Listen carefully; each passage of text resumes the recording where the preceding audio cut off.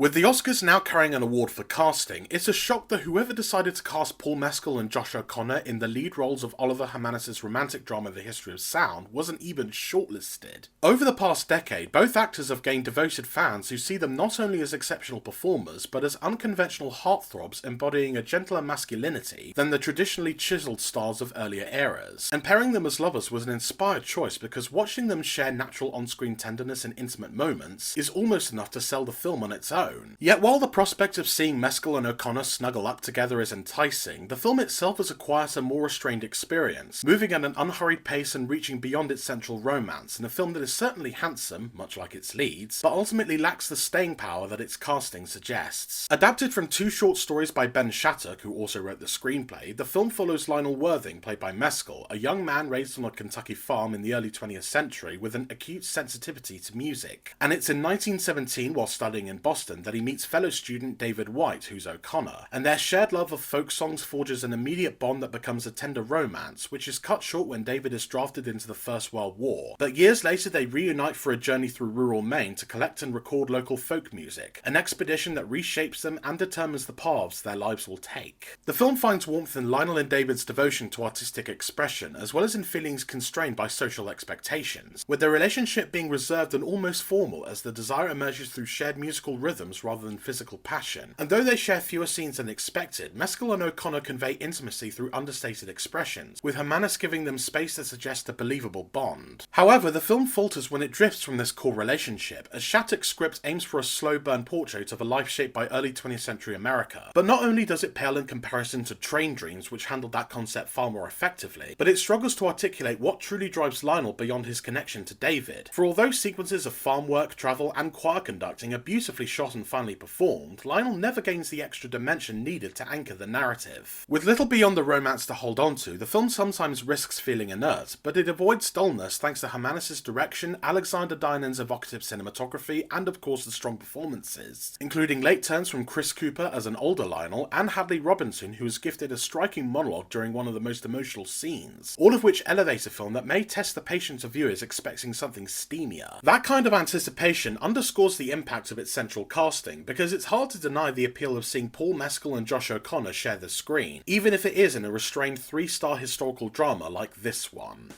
Visit the Film Feeder website to read my more detailed review, but for now, thanks for watching, please like and subscribe for more reviews, and I'll see you next time.